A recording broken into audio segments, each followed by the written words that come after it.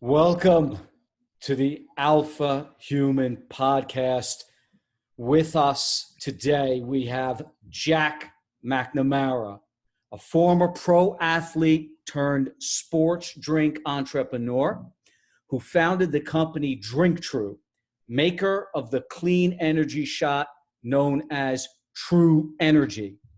He's had a number of startup accelerators invest in his company, and he's had appearances on the TV show Entrepreneur's Elevator Pitch, and has had articles written about his story in media outlets from Forbes and Fortune magazine through to BuzzFeed. Now, Jack left his career as a professional hockey player to live and work out of his bedroom tucked away in the back room of a gym where he builds his energy drink startup. He's not only the business brain and founder behind DrinkTru, he's also the face of the brand, promoting and starring in videos that get hundreds of thousands of views on YouTube, no doubt because of how damn entertaining they are. Jack, welcome to the show. Well, thank you for having me. That was probably the best introduction I have ever received, so thank you. Strong. Fantastic. Okay, just to kick off, I mean, to those who follow fitness influencers and athletes and sports stars on Instagram, being the founder of an energy drink company certainly seems like an exciting lifestyle and a baller level role to have. Because, I mean, if we look at the energy drink space, you got Rockstar, you got Monster, and Bang is now crushing it. In fact, Rockstar and Monster have sold for billions of dollars. So by all accounts, this is a space for a young, fitness, sports-inspired, ambitious entrepreneur to kick ass and take names and become a multimillionaire, even a billionaire. But I want to read something you wrote that describes the ball-busting, grinding, and less than glamorous side of building a business, no matter the industry. So I'm gonna quote you here, Jack. The walls of my makeshift room rattle to the bass of Metallica's Enter Sandman. The floor under my back rumbles from the impact of heavy weights hitting a concrete floor. With my head pounding and my eardrums aching, I slowly stand. My bloodshot eyes open to the sunlight peeking through my cardboard-covered window. I peer through the crack, and my nightmare is realized. It's 5 a.m. in the morning.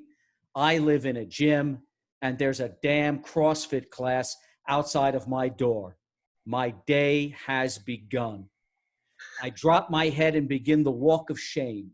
I can feel the eyes of these morning warriors tracking me as I disappear into the hallway. My self-esteem drops with each step. I've slept on couches in Harlem with nothing but a fan to fend off the July heat. I've crashed on beanbags in Wall Street offices with nothing but the echoes of free market capitalism to keep me company at night. Hell, I even moved back in with my parents well after they turned my bedroom into an office. I thought I was finally immune to this never-ending state of anxiety. Nope, I can't help but feel defrauded. This is not the life Hollywood promises. This is nothing like all of those commencement speeches that told me to follow my passion, and all it takes is ambition. Maybe it takes more than a black turtleneck, vegan diet, and a gigantic ego to think differently and change the world. So, Jack, what does it take to change the world, or at least build an energy drink startup? Wow, I remember writing those words as if it was yesterday, but I wasn't sure what you were going to throw at me. Well, thank you for sharing that. Got it. I will say this: it isn't all the glamour that you kind of hope. And I was naive entering the entrepreneurship world. I thought I was going to be a millionaire by the time I was 21, type of thing, and that's just not the real reality. The fact of the matter is, probably 9 out of 10 businesses fail. A lot of the businesses are super capital intensive. A lot of them preach it's a lone wolf type of mentality, when in reality you do need a lot of people to support you, whether it's friends, family, investors, advisors. So I would say the path that Tru has taken is much different than anything that people normally conceive as startup world. What's it take to be successful? I can't answer that just yet, because we haven't sold like Rockstar. I'm not hanging out with models on the beach like Bang, and I'm certainly not sponsoring Formula One race car teams like Red Bull. So we still have a ways to go. But I will say that the reason we've been able to progress year after year is just by improving a little bit every day. And that means just checking off the right boxes and making sure that we're minimizing our errors and continuing to improve. I know that's a little bit of a cliche response, but that's kind of how our mentality is. Whether it means sleeping in the gym or surfing on a couch, we kind of do what needs to be done in order to get to the next level. You know, that's like, you make it sound like the struggle it truly is, but also very mundane, right? Like very mundane. I watch your videos, and it seems like this is the most fun anyone could have, you know, running a company when I watch your videos. So, you know, it seems like there's two personalities for you. You have, you know, the alter ego, you've got the fun loving, energy drink guy that's gonna be a star. And then you've got this very level headed, business attitude, that again, if that was the pitch, then, you know, no one would come into entrepreneurship, right? Like, so we're all sold a bill of goods. Like you said, you know, follow your passion, you know, the commencement speech, everyone's like, you know, it's such an exciting lifestyle, but, you know, you've obviously been toughing it out to make your dream work.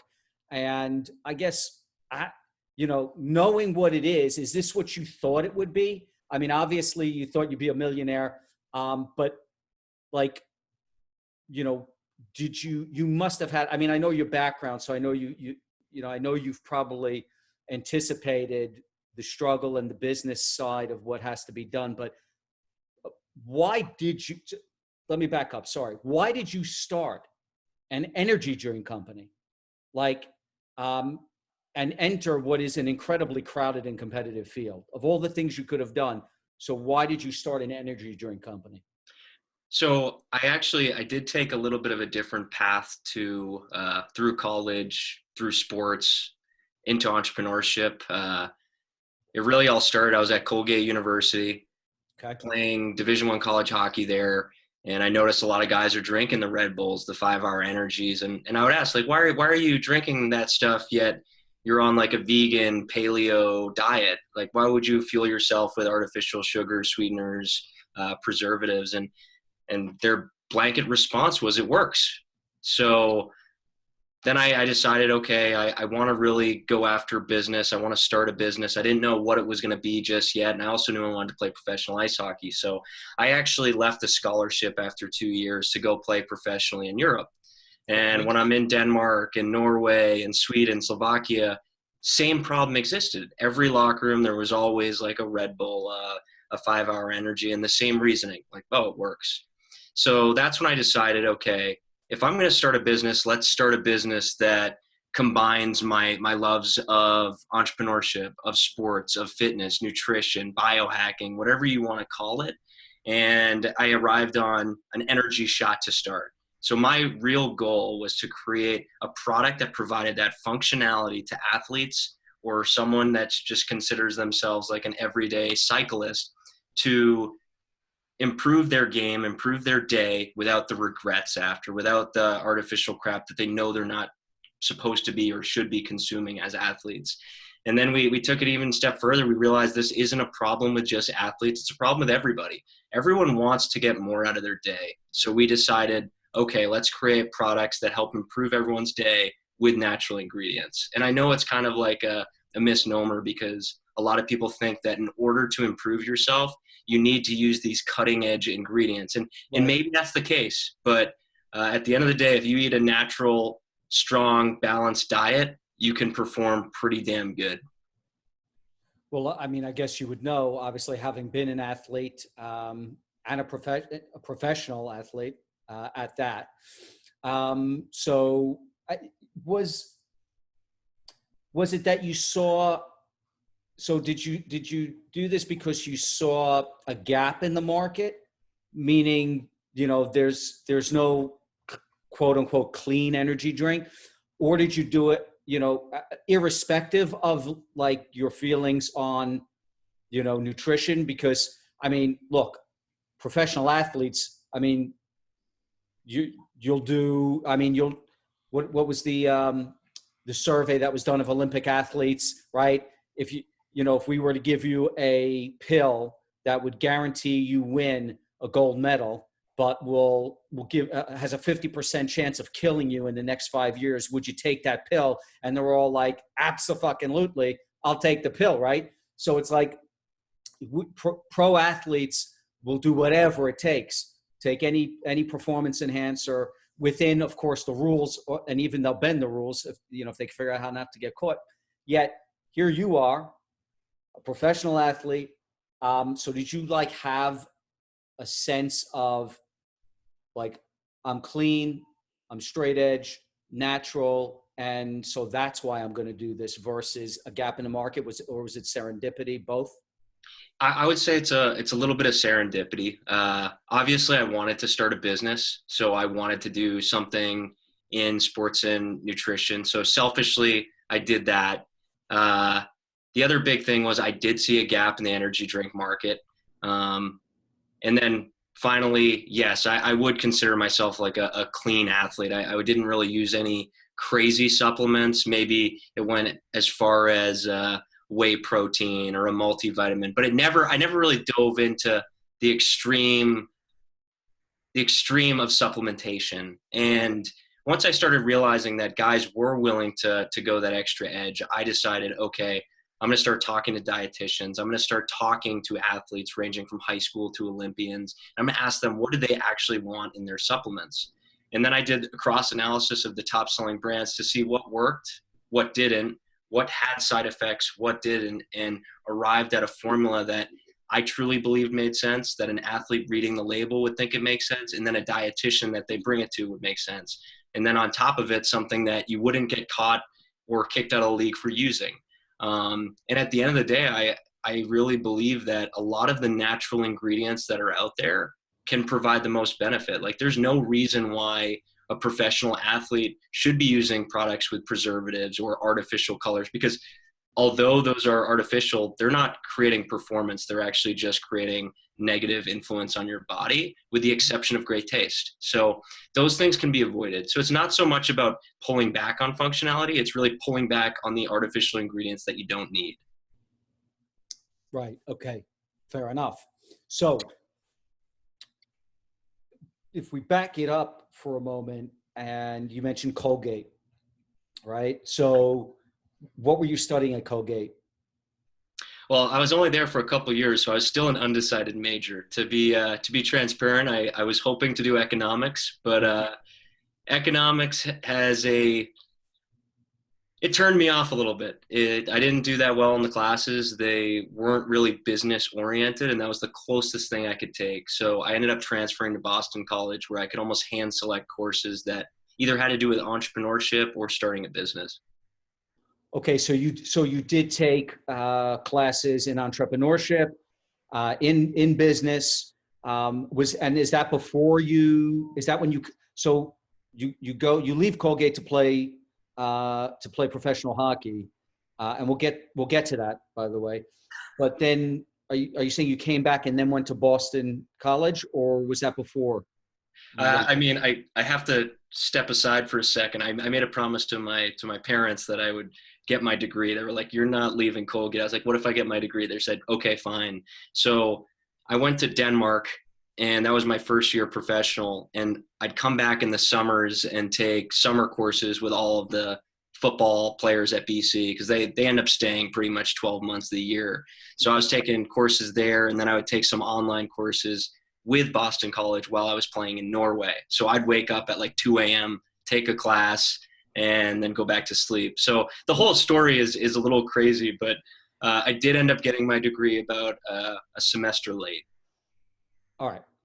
So here's what I want to know.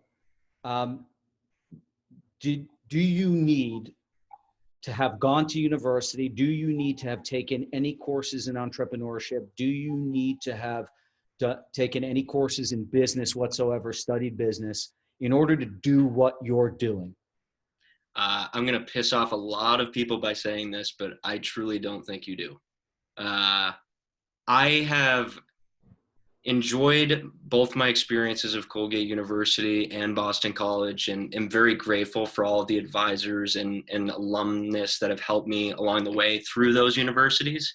But at the end of the day, I've learned just as much from just specific YouTube videos, trying to find out, okay, how do I create this aspect of a website? How do I run a board meeting? How do I do XYZ in terms of manufacturing a product? Like, it's kind of like a la carte in terms of what you want to learn via the internet. And I know it sounds naive, and there's probably people listening that have very high levels of degrees, but for what I was doing, it wasn't something that someone could just teach you and say, well, this is how you start a beverage business.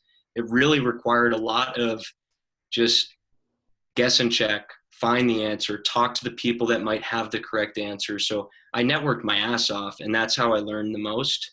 But the greatest value, I would say, from the universities that I went to was the networks. And I was truly amazed at the amount of people that were willing to support me and asking for nothing in return, like meeting with CEOs, managing directors of some amazing companies that really had no business meeting with me, but would meet with me and talk to me for a coffee or a lunch and help me along. And then a lot of those guys ended up investing in the business 3 years later, type of thing. So I do believe you can learn everything on your own, whether it's in the Boston Public Library, online, or by meeting with people from the industry. But there is something to be said about going to university, because it is still an amazing experience.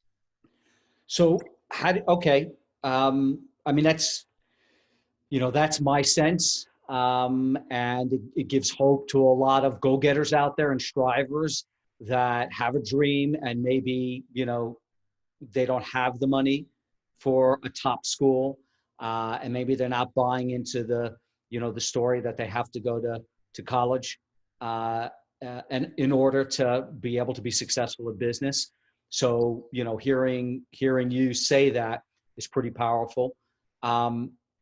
So a question that I have for you is, like, you talk about, and I've heard you, by the way, mention this before, on another, I've listened to a few podcasts with you, and I've read a number of stories on you, and you do talk about networking. You've mentioned how powerful it is, and where did you learn how powerful networking was, such that it's gotten you to the place where you've met with CEOs, you've met with managing directors, you've met with pretty important and powerful people. I mean, who are you to meet with these people, right? But yet you've somehow met with them, and some of them turned into investors. So how did you learn how to do that? So, I mean, the first thing I did, which adds a lot of credibility to universities and strong high schools, is I reached out to that network specifically and said, hey, I'm an alumnus of this university or this school. I'd love to meet this person, and this person. And I'm very grateful for them for doing this, but they actually made the intros. And I think the biggest problem with a lot of entrepreneurs, or just people in business in general, they're afraid to ask. And the worst thing that could possibly happen is, hey, I'm sorry, he just won't meet with you. Okay, that's not a big deal. And I've had a few of those, but as the business got larger and larger, and the story kind of grew and snowballed, more and more people were willing to meet and hear this crazy story. The other thing I learned is my older brother, who works at Cushman Wakefield and commercial real estate, Yep. he really wanted to get into commercial real estate. Like, that was his dream. And I remember it like yesterday. He would go and meet with as many people as he possibly could, and he networked his ass off to get a job. And he ended up at a perfect place on a perfect team because he just met with as many people as possible. And the one thing he said is, whenever you have a meeting with someone that you've really enjoyed, ask him for 2 to 3 more intros. And guess what? A lot of the times, these guys who you actually click with and are pretty successful in their own rights, guess what? They hang out with successful people. So the thing I've found is that I don't want to say social climbing, but quite frankly, to a degree it is. You meet with one guy, he introduces you to his friends, and then so on and so forth. And then fast forward 3 years, and I've met with a lot of really interesting and important people. It's not because I want to meet with these heavy hitters. It's really because I'm interested in how they got to where they are. And those stories have added a lot of kind of passion and inspiration to me. And it just becomes like more of a genuine thing. I'd also say the power of a handwritten note, I will say this until I die, is not a dying art. It's something that should continue, and people will read those. So those are kind of my personal feedbacks on that. And like I said, just keep networking and you'll be amazed at who you can meet, but it has to be genuine. It has to be genuine. So what does that mean? It has to be genuine. A lot of people will go into a meeting and ask for something. And I mean, like, asking for a job. Like, okay, I just met with, let's say I met with Joey Diamond, the CEO of JP Morgan. I say, hey, it's great to meet you. Can I have a job? That's not how it works. Right. I think you really need to click with someone. And I don't want to say I'm cheating the system by any means, but in any meeting that I ever have, I try to find some similarities with that person. And it could be sports, it could be entrepreneurship, it could be a class we both took in college, it could be family, it could be the weather. But I think that the deeper you dive into those conversations, the more inclined you are to create a long-lasting relationship with someone. And it's not about diving directly into business unless that person really wants to dive directly into business. And by doing that, that's what I mean. It's genuine. You just have to find common ground that you actually enjoy talking about. And it'd probably be the same as talking to some random girl or guy at a bar. And that's how I liken the networking too. Yeah, that's powerful. I want to go back now to hockey for a moment. So tell us about your pro hockey career. So how did you end up in Germany and Denmark, I believe, as well, and these other countries? How did you get there? Well, I would say most people thought that decision was crazy as opposed to entering the energy drink business, because I was at a great school, great friends, and I just really wanted to go play professional ice hockey, and I enjoyed that challenge. So I ended up getting a tryout on a team in Denmark. So I essentially traded off a scholarship for a 1-week tryout in Denmark. Wow. And paid my own way. So I get there, I actually don't make the team, and I have a hockey bag and a bag of clothes. And here I am thinking, like, okay, I thought I was bound for the NHL and I can't even make this team in Europe. So then I find a way through my dad, who had actually played professional ice hockey before. He was essentially my Jerry Maguire, acting as my agent. And he found me a 3-day tryout. And the coach right off the bat was like, honestly, we don't really have any spots, but you're welcome to come. I didn't make that team either. So now I'm on the phone with my parents saying, hey, this isn't looking good. I can't go back to play college hockey because I've burned my eligibility just by doing these tryouts. So finally I get a last option, last ditch effort, and just played my game. I didn't worry about anything other than just working hard and doing the right things. And I made the team. And I scored in the first game that I ever played professionally. And it was ironically against my brother's team, who was playing professionally at the time in Norway. So everything just happened to click. And the reason I tell this story is because it's happened in entrepreneurship over and over again, where I have literally hit the wall. I've hit a deadline. I feel like I'm losing my marbles, and I feel like I'm having a heart attack, and like my palms are sweating type of anxiety. Yet every time I'll just take a step back and realize every time I just put the cards down and worked my butt off and dug deep, it always seems to work out. Maybe you don't sell for $1 billion, but you live to fight another day. And I think that analogy works well in sports. I think it works well in entrepreneurship. I think it works well in acting. So whatever it is, that's the philosophy I hold true to. And this business almost crumbled probably as many times as my professional hockey career almost crumbled, and it just worked out. So what's your opinion on, or your perspective on the biggest differences that you found between competitive athletes in Europe versus the USA? I think the biggest thing I realized, and I actually played junior hockey in Sweden.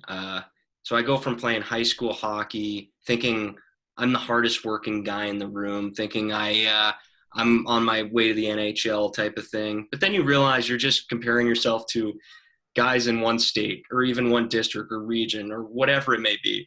Mm-hmm. I get on a plane to Sweden, and I arrive, and kids are dedicating their lives to hockey by the time they're like 15 or 16 years old, going to sports schools. And they're waking up and going to the rink at 11 o'clock, going to take some classes, then going back at the rink. And they're taking it so seriously, it's as if they're in the NHL. And when I noticed that, I was like, people need to step back and realize that there's always someone going to be working harder than you. And you don't realize how many other countries, how many other states or regions are just so far beyond what you'd expect. And Sweden's a small country, yet they produce probably 25% of the NHL players. And that's astronomical. It's like unbelievable. So that's the biggest thing I realize is everyone who sits down and thinks they're the best, they're really not.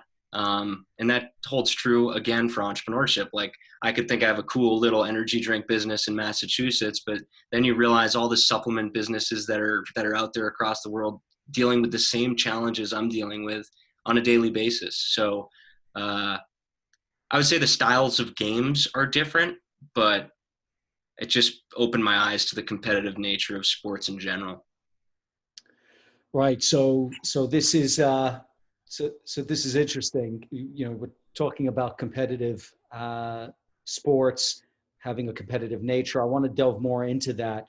But before I do, when you came, so now you're leaving, you're coming back to the States, and did you come back to the States and start DrinkTru, or did you take a job somewhere? Like what happens next for you when you leave Europe, come back home to the States? So I came back, finished my degree, and I was actually slated to go play hockey in Germany. And the contract actually fell through at the deadline because I was trying to play the second half. I remember sitting there, I was going to be flying to Germany the next day, and the GM just called and was basically like, it's not going to work out. So here I am. I've played hockey my entire life, thinking that one day I'll win the Stanley Cup type of thing. And then like snap of the fingers, it's over like that. And you're like, what the hell do I do now? And I know a lot of hockey players and a lot of athletes in general deal with this same issue, that your parents drive you to the rink when you're 5 years old, and then you're playing on weekends, literally every single weekend until you're 25 years old. And now you have to deal with like this quarter life crisis. And I applied to a bunch of jobs, and I didn't get the ones I wanted. And from a kid playing professional ice hockey to getting a lot of no's was it was an eye opener for me. And that really sucked. And it kind of beat me down to the point where I was like, okay, I'll take whatever job. I just want to get to work. And it ended up being in a software sales company. I mean, I'd rather have been working for maybe Nike or Reebok or being in a marketing department. Right. But instead, I'm dialing for dials, 150 dials a day, tons of anxiety because I'm a hockey player who's good at stick handling and bench press. And now I'm trying to pitch virtual reality or virtual control software to CTOs and CIOs. And Wow. That's a tough undertaking with 2 weeks of rapid learning and sales. So I lasted 2 weeks, 3.5 days, said, screw it. I'm going to do what I want to do, even if it means other people are going to judge me for it, or if the odds are against me. And I decided to launch Tru. And at that point, there were a lot of people from the industry that said, hey, you don't want to get in the worlds of food and beverage. And more specifically, you don't want to get in the world of energy drinks because you're competing against billion-dollar players. And just like when I went and played professional ice hockey, I said, screw it, and kind of have never looked back. And so then you start Tru. And by the way, so at this point, where are you? Where are you living? Where's this job?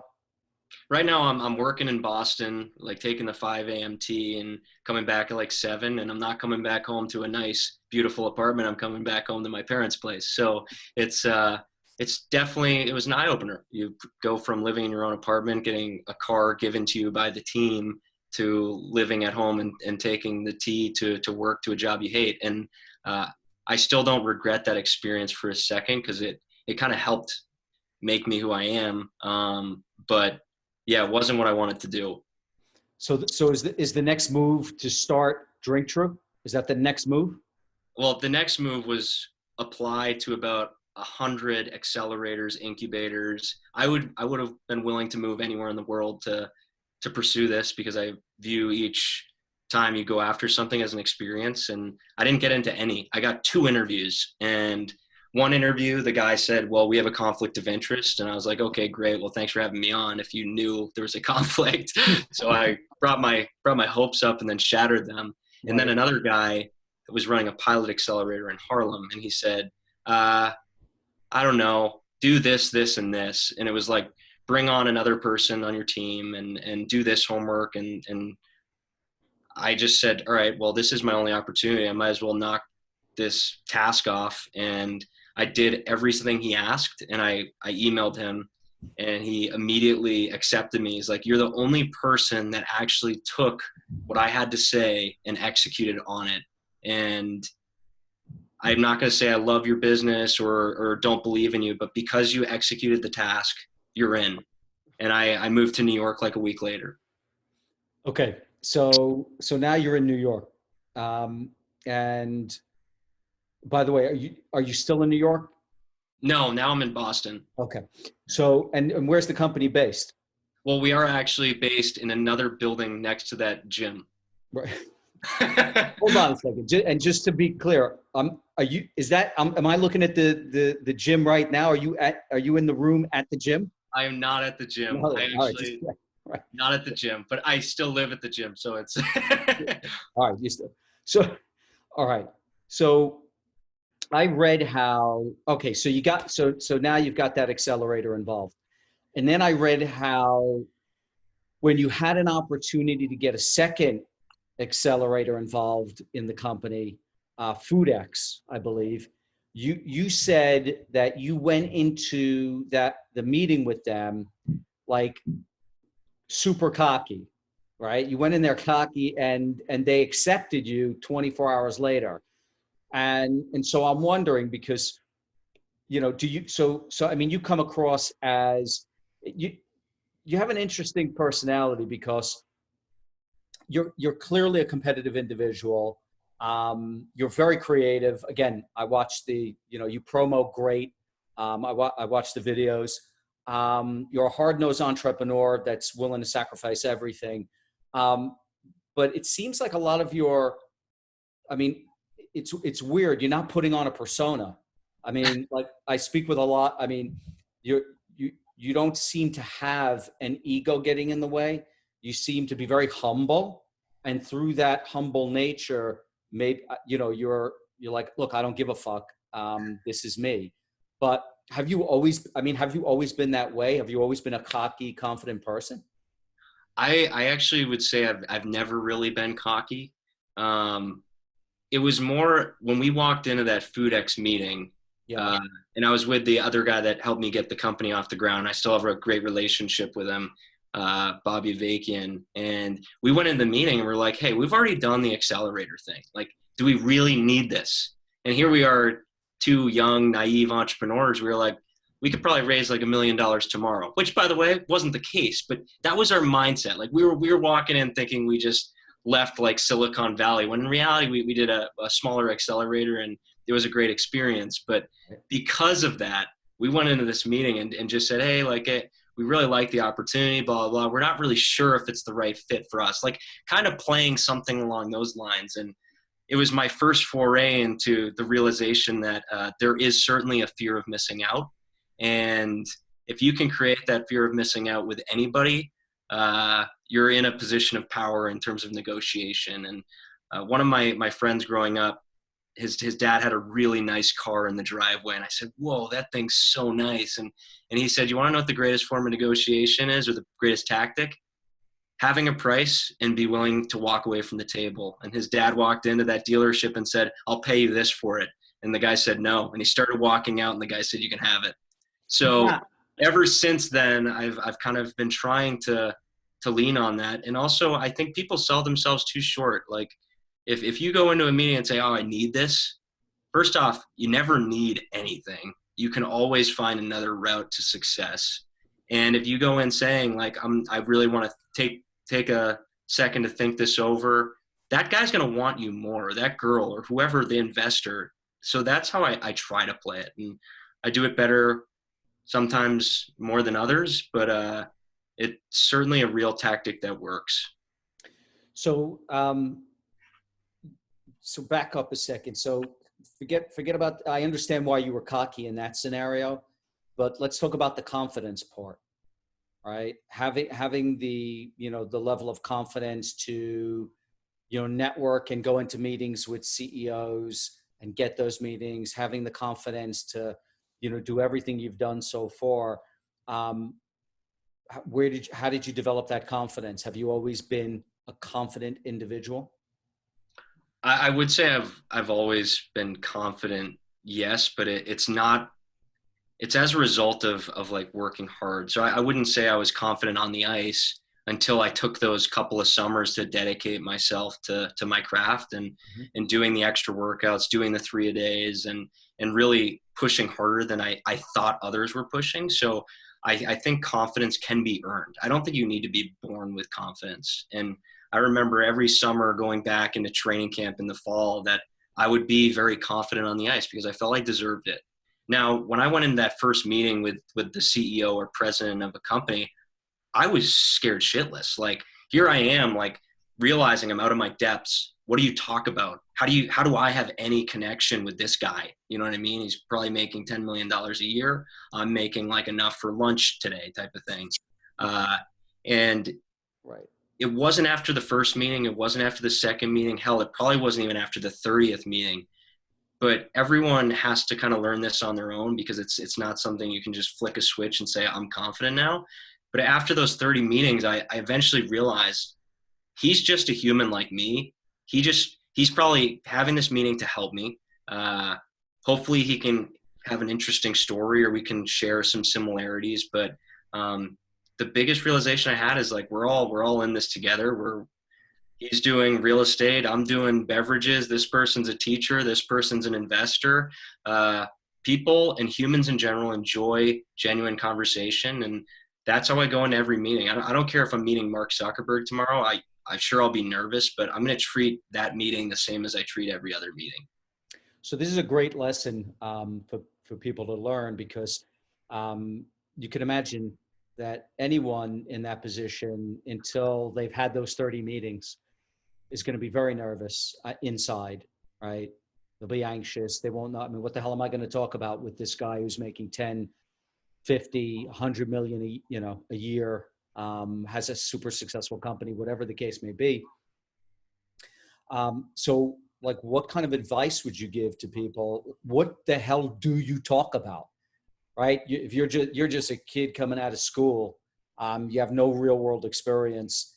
And here you are getting a meeting through your network with a successful business person who would be a fantastic connection for you to have, the rest of your life. What the hell do you say to someone like that? So I think I don't dive in and understand what other people are doing before their meetings, but I treat every meeting like a hockey game. So it's not like I just walk into the meeting and say, "Hey, how are you?" Mm-hmm. 99% of the time, I'll look at their LinkedIn, I'll look at their website, I'll read up what they've accomplished and how they've accomplished it. This podcast would be a perfect example. Like, I listened to a podcast before we jumped on. You read some things on me, which creates just a beautiful conversation. The people that shoot themselves in the foot say, "I want this job. I basically already got it. I got the meeting that I need to get." That's bullshit. Like, the Mm-hmm. work starts when you get that meeting. Now you have to spend the next hour, 2 days, 3 days diving in to really understand that person and understand where they're coming from, because it's like cheating on a test. Like, I want the answers before I go into the meeting, Right. and I'll know what makes that person tick. So the goal of any meeting I walk into is to figure out what is going to make this person like the true Jack and not be who I'm not authentic. Like, I really do want to connect with people, but it requires effort. Yeah. So research is so important. It's yeah. I a huge believer in what you just said. Um, Absolutely.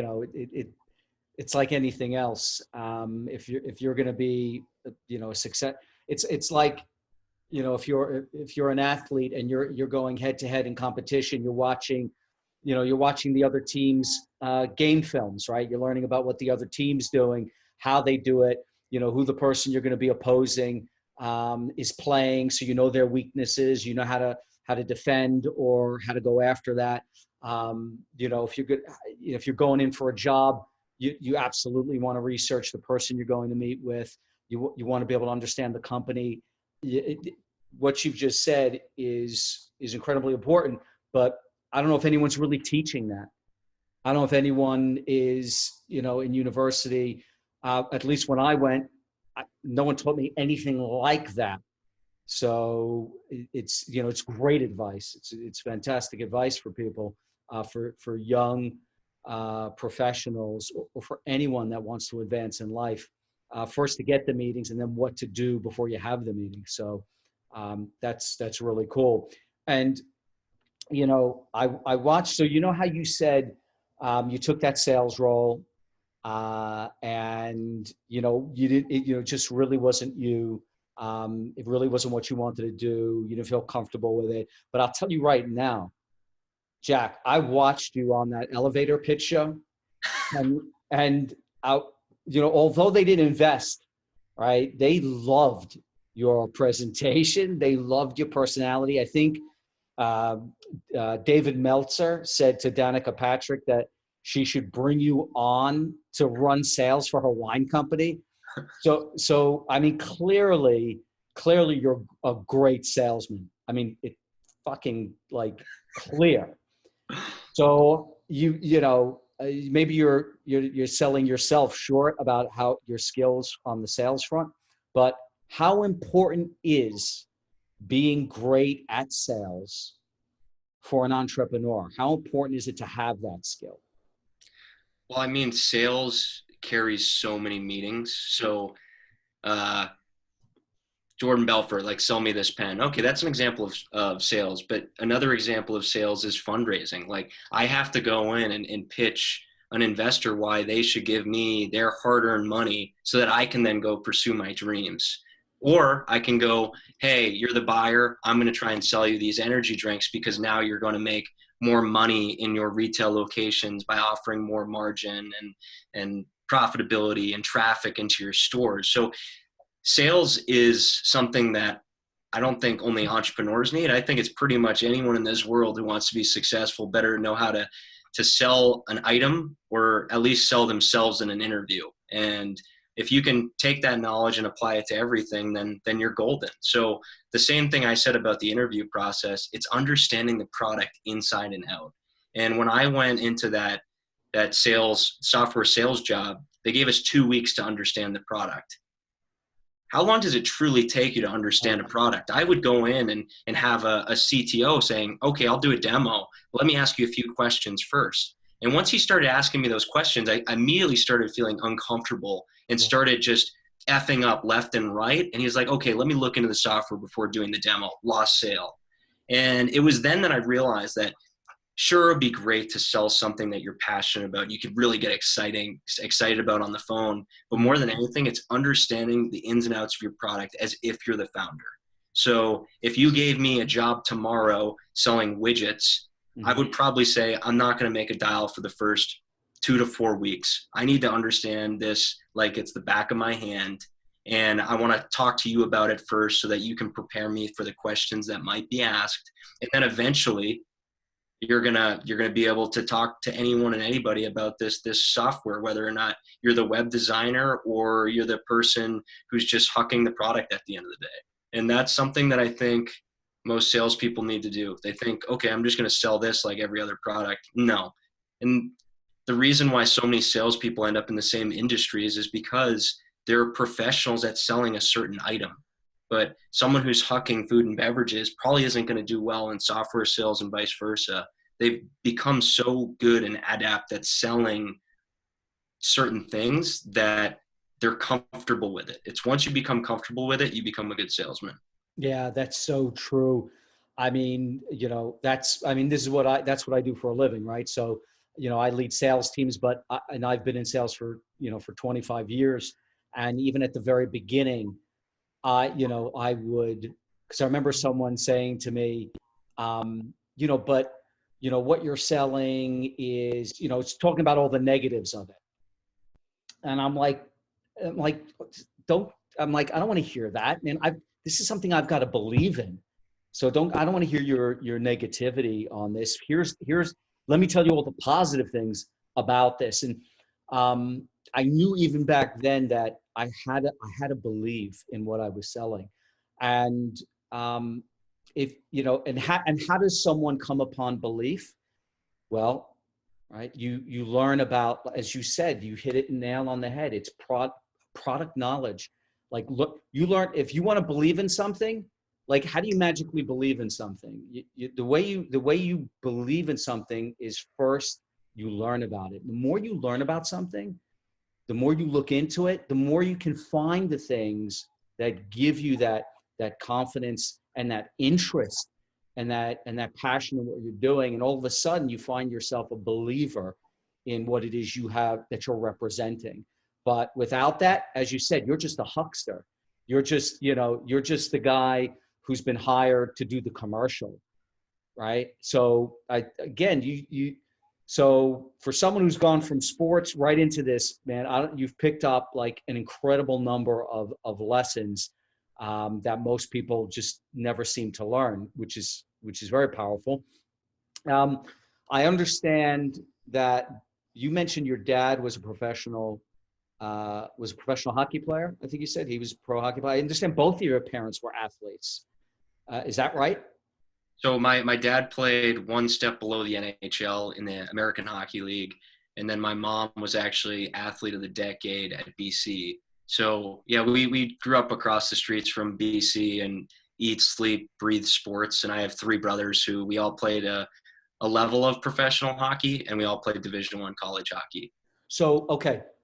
So how much influence did having parents who were both high-level athletes, how much influence did that have on you becoming an athlete, your brothers, your siblings becoming athletes? I mean, how much influence did that have, number one, on that piece? I would say a phenomenal amount. I think sure genetics plays a role, but it's really you're a product of your surroundings to a large degree. And I loved kind of our atmosphere growing up, which was super competitive, super athletic, always at the rinks, always picking up a ball or doing something athletic. And yeah, that's probably a result of my parents. They gave us the option, but it was something that we all loved, so we lived it. So, that's interesting because most, or maybe not most, but a large majority of kids want to rebel, right, against their parents. So whatever their parents are doing, like, I'm going to do the complete opposite of. So you must have grown up in, a household that was really like close knit, and guys must have been really, really like close. Is that the case? Is your entire family like super close? Yeah, it goes beyond just our immediate family. So I'm extremely close with my brothers and my parents, and we all live in and around Boston. And then my mom's whole extended family, for the most part, live within a 5 mile, 10 mile radius. So we are the kind of family that has the cookouts and sticks together and blood's thicker than water type of thing. And Mhm. I wouldn't trade that for the world. Like I even tell the people that work with me now, family comes first. I don't really care, and uh, that's why I think the business does come second in that respect. Very interesting. Again, another perspective that you just don't hear. I mean, you'll hear that everything in the beginning. Like I won't say the guy's name, but there's like a real popular right now. There's a very popular um, motivational speaker, who's one of the big things. You're gonna have, if you want to be successful, if you want to be a billionaire, then you have no friends, you have no family. So this guy's like real hardcore. Yeah. And, honestly, I've heard how so many entrepreneurs, that lone wolf, mentality, that everything else comes second. Everything, family, friends, loved ones, and relationships get wrecked. But right, everything else comes second. So again, you have this very, you're a very different kind of entrepreneur. It's um, how how does that, I imagine that that's something that the people who work with you at DrinkTru, I would imagine that's something that makes them feel like really good about working with you or for you. Is that the case? Uh, so to take a step back, I do believe family comes first, but I'm also a kind of a believer in Elon Musk's philosophy in terms of you can do three things extraordinarily well, as opposed to just choosing one. So it can be friends, it can be family, it can be entrepreneurship, it could be sports, it could be fitness. And I do think very intently about what those three things would be in my life. Right. And I'd put family first.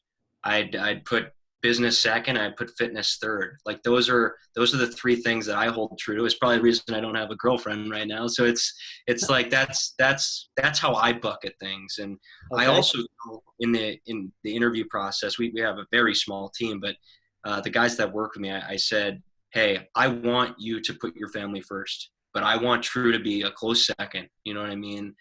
So they understand that, and they all buy into that. And I wouldn't say I'm difficult to, I wouldn't say I'm easy to work with. I demand a lot. Like we work 6 days a week, and that's not a ask, it's a requirement. Right. So yeah, it can be difficult at times, but I think the reason everyone is so aligned is because we all believe in the vision. And it's the same for sports. If everyone believes that you can win a Super Bowl or a Stanley Cup at the end of the day, people are willing to make sacrifices. If they don't believe that, then you're not going to win. So parents very competitive, family competitive. Um, you become a competitive athlete. Has all of that competitive spirit transferred over to business? Because again, you come across like I'll tell you what, you're a dangerous guy, man, because like you really are. Because like people, I could see people being very attracted to wanting to work with you. And you have a certain type of again, humble likability, but you're probably like a vicious competitor, but people don't see it coming. Is that an advantage of, do you see that as an advantage? Are you, or am I just talking out of my ass? Are you as competitive in business like as you are in sports? Like, do you see the other companies like Monster, Rockstar, Red Bull? Do you see these guys as your competition to the degree that, right, you've got to conquer them, you've got to beat them, you've got to rise above? I mean, what is your view on that? So if I were to talk to an investor, I would say, I don't think that's within the scope of our projections right now in terms of competing with billion-dollar brands. But Right. in my heart and the way I build the business is, hell yeah, there can be only one king. And so for me, I would say yes, the competitive nature is something that at this point is kind of inherent in me, whether I am making cheeseburgers or selling pencils, it doesn't matter. I want to be the best at it. And I think it's what has kept the business alive to a degree. It's what kind of keeps me fighting to a degree. And I think the one downside to it is it may be hard to be managed by me because I demand not only effort, but execution. Because in hockey, working hard's great, but you're only as good as your last game, and you're only as good as the amount you produce. So if you're a penalty killer, don't let up any goals. If you're on the first or second line, you better score some goals. So if you join TrueEnergy as the marketing person, I need to see the return on investment increase exponentially. If it decreases, see you later. If you're hired for sales, if you're not doing sales, see you later. But if you are doing well, yeah, I would say I'm a great teammate. Right. Yeah. Excellent. Excellent.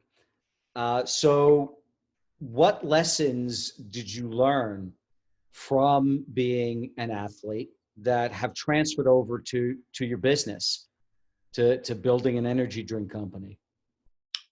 The biggest thing is not being a professional overnight. So I don't know if you've heard this story before or not, but it's probably my favorite story in terms of entering a new industry. And my dad, when he was growing up and he dropped out of playing pro sports, he entered the world of insurance, and he met with some guy, and he was really frustrated, and he talked to his dad about this and said, why is it so difficult to like really dominate or grow within this world? And my grandfather said to him, how long did it take you to become a professional ice hockey player? And my dad said, well, it took me 23, 24 years. And he said, how can you expect to be the best insurance broker in the world after 12 months of effort? And once I heard that story, sure, I applied it to hockey when I was playing, but then I realized when I actually got into the real world, how can I expect to be the greatest salesman of energy drinks or create the greatest beverage brand in the world when I have no experience? And I immediately flip-flopped my persona and how I go about building the business by just saying, hey, as long as we're improving a little bit every day, we will be successful at the end of the day. Will we do it in 1 year? Probably not. Will we do it in 5 years? Maybe not. Will we do it in 10 years? I have a lot of confidence that it's eventually going to come together.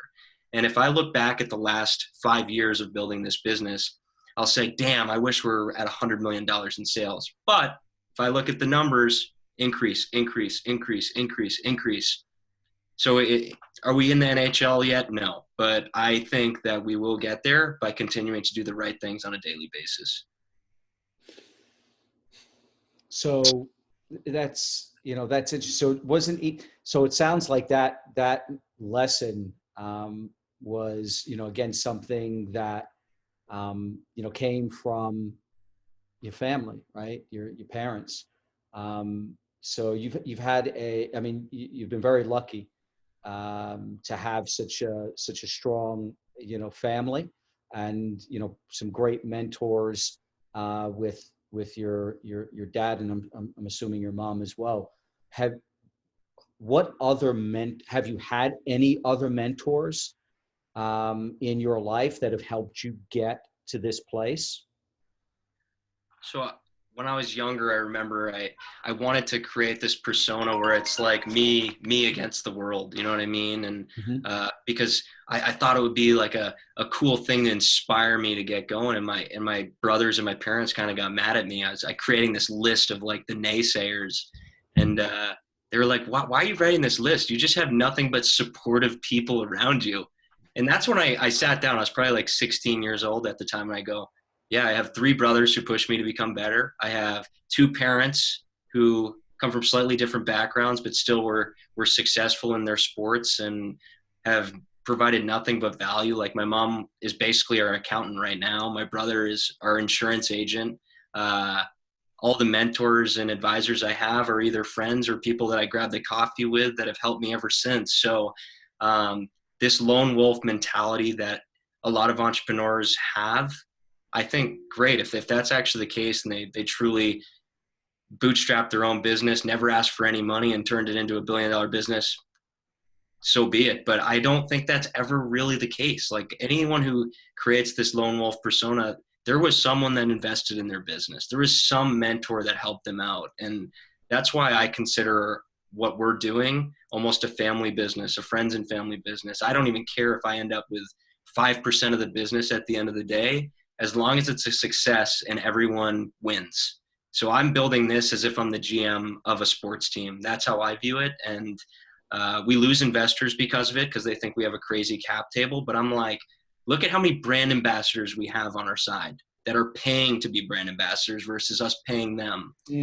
And so yes, I have tons of mentors, and they come all shapes and sizes, from real estate, just teaching me how to build a successful business, other food and beverage founders that really get nothing in return for helping me. And a perfect example was today I was on a call with the COO of IQ Bar. So shout out to IQ Bar, and just kind of like venting with him, explaining my problems. He was kind of sharing different solutions, and we ended up talking for an hour, and he helped me with our shipping to potentially save us $10,000.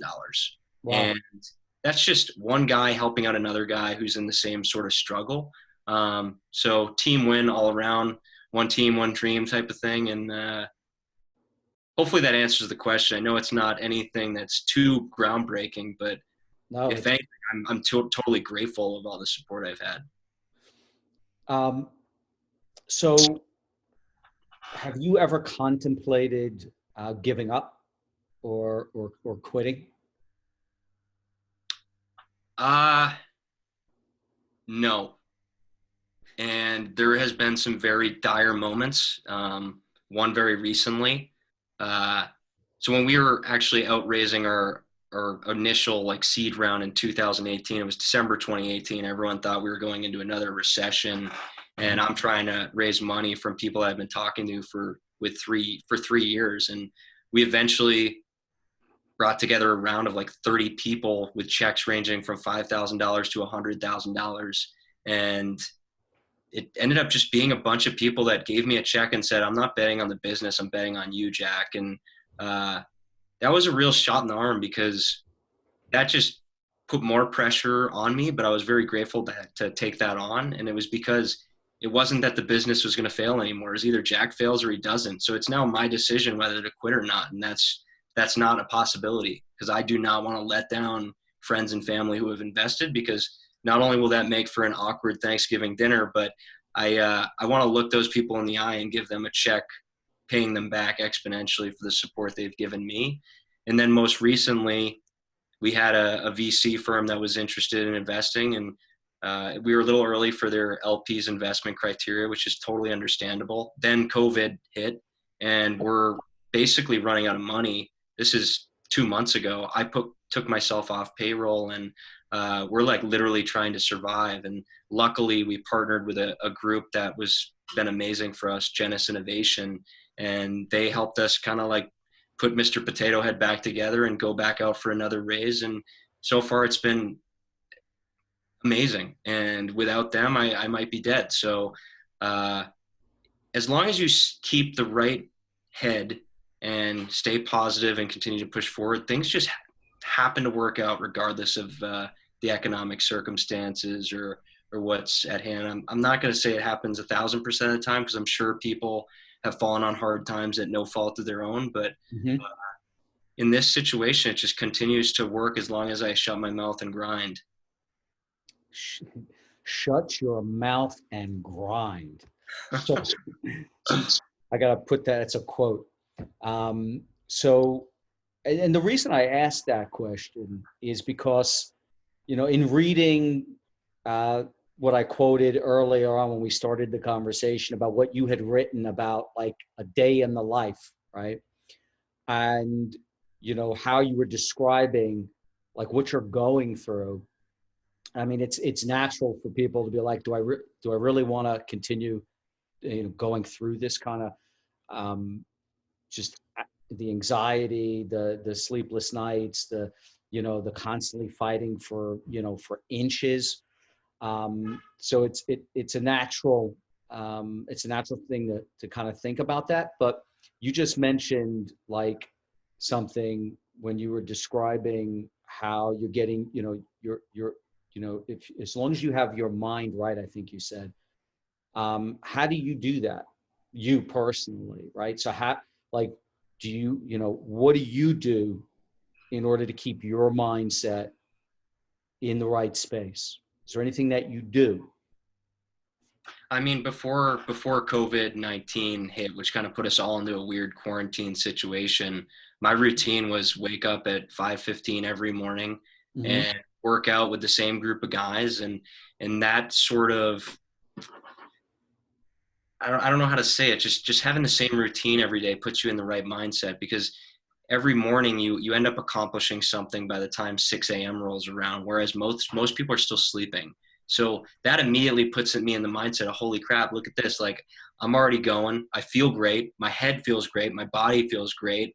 I've accomplished something early in the morning, and now I can have some alone time to relax and grab a coffee or a TruEnergy and talk to some friends and still arrive at the office at 8 a.m., be ready and prepared to crush the day. And that's, to me, the biggest reason why I've been able to stay somewhat steady headed, is by working out every morning. And COVID-19, I've been a little lazy as of late, and quite frankly, it's adjusted my mindset negatively. So I just need to make the conscious effort of going back into that routine, what's kind of given me so many wins. So routine's huge and working out's huge.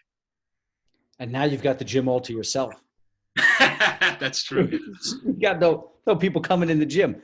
What the hell?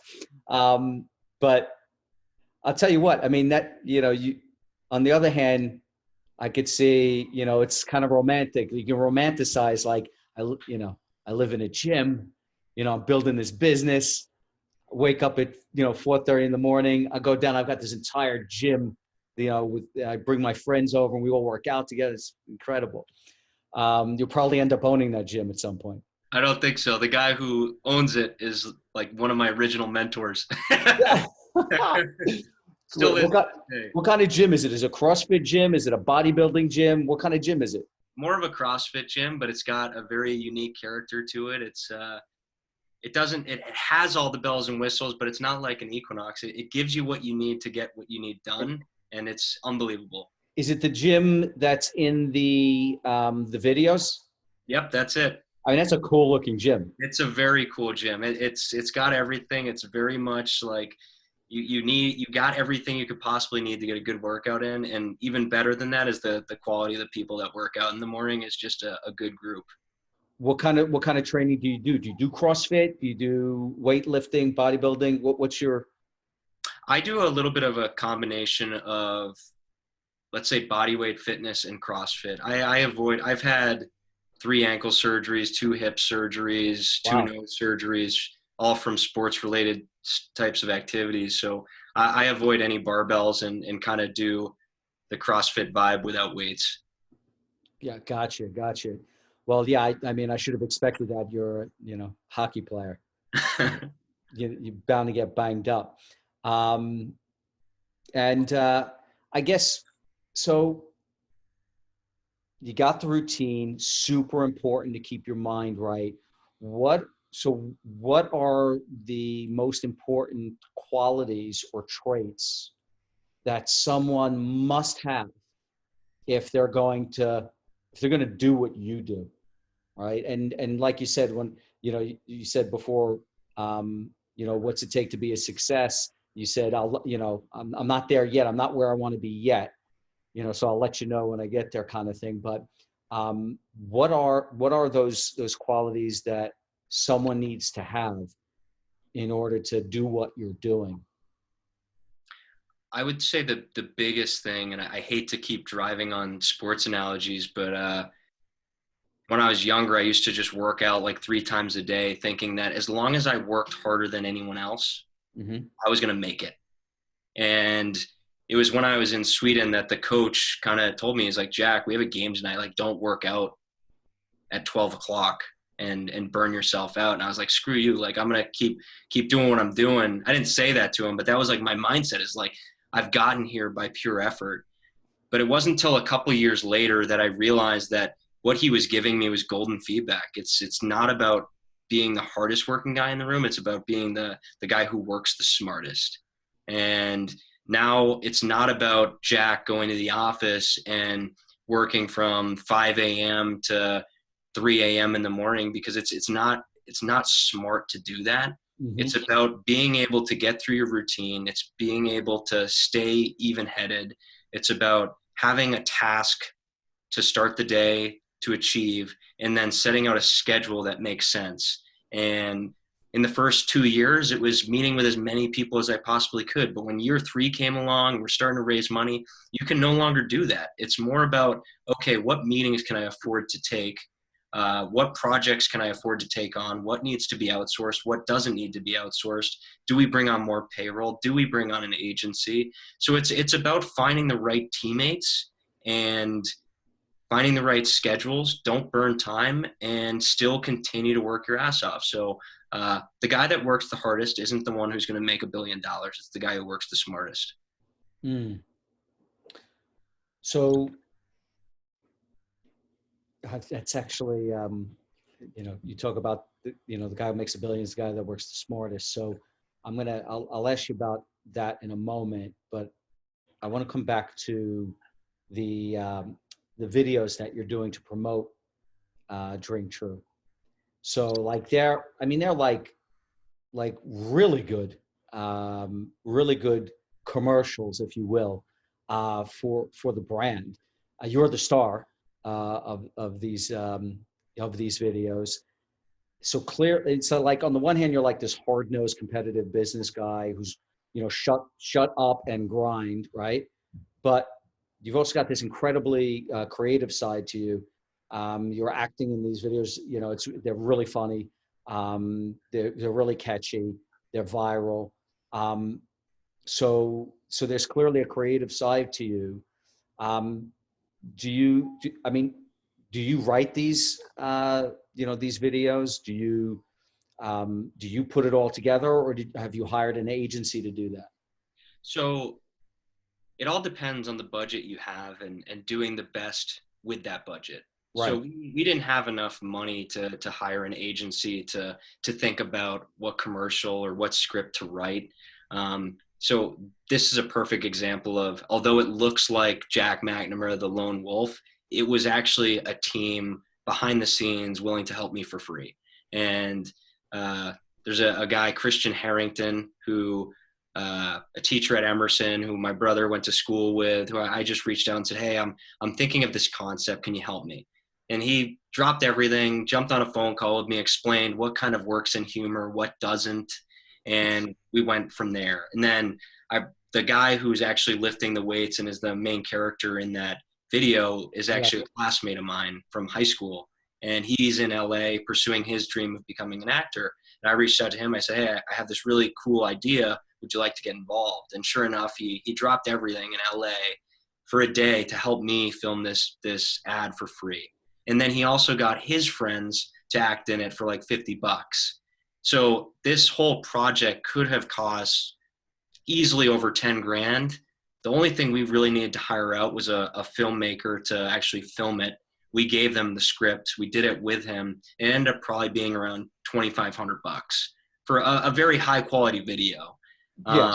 But that's the other thing about what I said about working smart. As you grow, I can't necessarily spend 4 weeks working on a project like that if we know there's a lot of risks associated with it in terms of the return on investment. So that's why larger and larger businesses do start outsourcing to agencies, because the top guys at the helm can't afford to be making those decisions on a daily level, whereas I should be focusing on e-commerce. I should be focusing on fundraising type of thing. So we make do with what we have and the time we have and try to make the best of it. But it's also with the understanding that every concept that we move forward with is a risk, because it's an opportunity cost that we could be doing something else with that money, with that time, to get us to the point where investors are happy. So they're a blast to shoot. I love going outside of my comfort zone and experiencing things that I wouldn't normally experience, even though it provides a lot of stress, because it's a lot of fun. Like I think that's what it comes down to. But yeah, it was a lot of people helping out. I had two of my brothers in that commercial as well. So super bootstrapped. Right. But the reason I asked if you hired an agency because it looks that good. So that's amazing. And I think another one of your talents, clearly, is the ability to bring a lot of people together that believe in you and to work with you, and to give you that advice, to give you those solutions, to invest their time, effort in you. So clearly, again, you're able to muster people's confidence in you, irrespective of what the company could be, selling paper clips. Clearly, everyone seems to be investing and buying into you, and that's, I don't know if that's something that you can really teach. I don't know if that's something that necessarily most people, I'm not sure they bring that to the table. It's, usually they're selling the business plan, they're selling the product, the unique differentiators and all that. And you've got all that, of course, but people are investing in you. And that's clear. How do you advise someone to be able to convince people that you're their guy, that you're worth investing in? So the best story I've heard is I had the wonderful opportunity of meeting with Jack Connors, who's a legendary entrepreneur in Boston. Okay. I actually don't know how old he is right now, but let's say he's 70 years old. Met with him in the Prudential Center in Boston, and as soon as I walked through the door, he put his arm around me, and I felt like we had been friends for 10 years. This is a guy I've seen around and maybe shook his hand once, but he had a way and a charisma about him that immediately took down any shields that I could potentially have, any nerves I had, just because he was welcoming. So number one, I think people are very supportive of those that smile. Like all you have to do is enter a room with a smile and it's a mirror. People will start doing that. So I think attitude is number one. And this guy, Jack Connors, his attitude was unbelievable. The second thing he taught me was, he said when he was younger and he was entering the world of business, he was trying to get meetings with let's say the CEO of businesses. And in those days, all of the salesmen would sit in the foyer and wait to be called. And every time there would maybe be one or two people called. And he remembered that I think his mom was either a secretary or a teacher.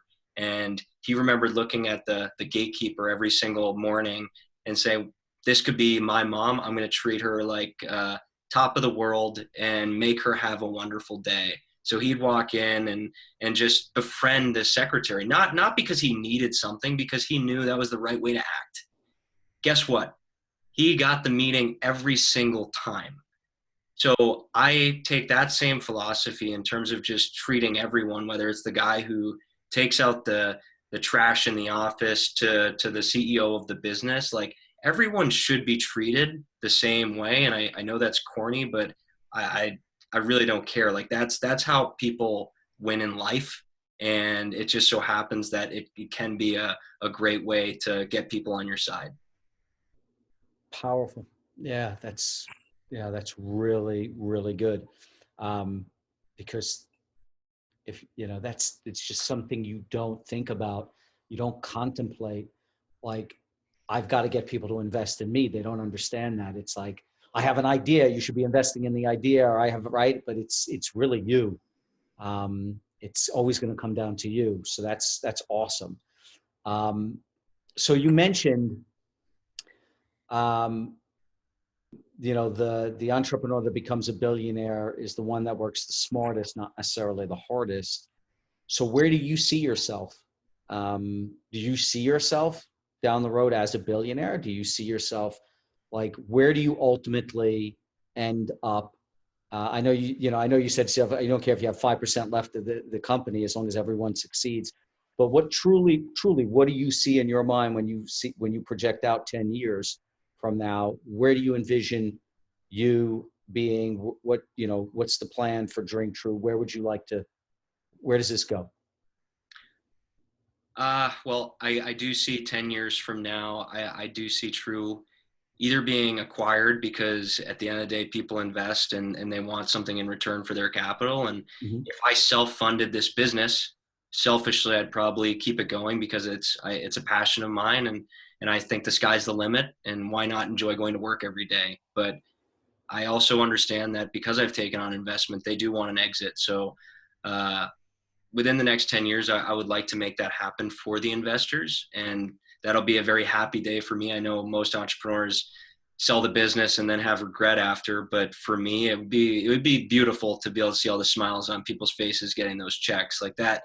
That's the vision I see. I don't know what the check's going to be. I don't know if it's going to be $100 million business, a $10 million business, or $1 billion business. But as long as everyone sees an increase on their investment and is happy with it, that would make me happy. In terms of like being a billionaire or 100 millionaire or being worth $100, like, I used to always say to my dad, like, I want to get the most points on the team. I want to do this and that, but it's so selfish, really, to think in those terms. And I remember telling my head coach in high school that I want to lead the team in points. He was like, that's the wrong goal to have. And that's probably the best thing he ever taught me, is like, it's okay to have goals to produce and to perform and do all that, but it's really more important to have a team goal that you can get everyone else behind, and Mm-hmm. that involves an exit. And the other thing is I would like to have a family. So in order to be good at that job of being a good husband or parent, I think it's very difficult to do the amazing things in business as well. So I don't know where that would play in or how that would play a role, but that's also something I'd like to be good at. Yeah, that's great. That's great. You're a genuine guy, man. You're a genuine guy. It's interesting. Uh, you don't see that too often. Has there been any? Has So I don't know if you're a big reader or not, but I'm curious if there has been any books that have made a big impact on you, um, or if not, a film that's made a big impact on you. I would say the best book that I've ever read, hands down, and enjoyed every second of it, is Shoe Dog, uh, about Phil Knight, the founder of Nike. Yeah, that's okay. That's interesting. His journey was extremely unique, from kind of being an athlete to going to Europe to manufacture shoes in Japan, and then having issues with that company, and just dealing with the fights along the way, and finding a way to survive. Like, people just look at Nike now and think probably Michael Jordan, $1 billion brand, and all these athletes associated with it. And it is unbelievable. But at the end of the day, that was another brand that started from zero and found its way to the top. And I think the tough part is when you look at the world of Silicon Valley and tech, you do see unicorns in the matter of 3 to 5 years, but the way brands used to be built were over the course of 20 years. And maybe I'm a traditionalist, I don't know, but that story is extremely inspiring and amazing. So I would recommend that to literally anyone that's interested in business. That I've been hearing a lot of great things about that book. So yeah, that seals it for me. I've got to get that one. Is there anything you do, to inspire yourself? Is it do you read books? I mean, I don't know if you have any time. Who the hell has time to read books when you're doing what you're doing? But is there anything besides working out, right, that that you look to for inspiration you know, when things are tough and keeping your mindset right? Is there anything that's a go-to for you that inspires you? So for me, I used to always watch like hockey highlight videos to amp myself up for a game. And I don't know if it's like the way I'm built, but I love watching different biographies on entrepreneurs. Maybe not read them, but I have enough time to sit down for 30 minutes at night and watch a documentary about Richard Branson or Mark Cuban. And it's kind of amazing all the interesting things you can find on YouTube. So I think it's called the Brave or something on CNBC on YouTube. I really enjoy the Brave ones. That's a really good series Okay. that I've seen basically every single episode. And for me, I never loved school, but if I'm gonna learn, I might as well learn from the best and people who have done it before, which is why YouTube's a great friend of mine. Powerful stuff. Powerful stuff, Jack. I really appreciate you coming on the show and kind of sharing, these insights and this advice and your experience. Lot of lessons in there from everything that you've shared with us. Where can our listeners find you if they want to learn more? So you can find us at DrinkTru.com. That's TRU, not TRUE. And we're on Instagram, same tag, DrinkTru, Twitter. We're all over the place. But if you want to see the videos, look up DrinkTru on YouTube. Yeah, I highly recommend that. By the way, they're awesome. I hope you make a lot more of them. But again, Jack, thanks so much. It's been great having you on the show. I really enjoyed being a part of this. Thank you so much for having me. Thank you.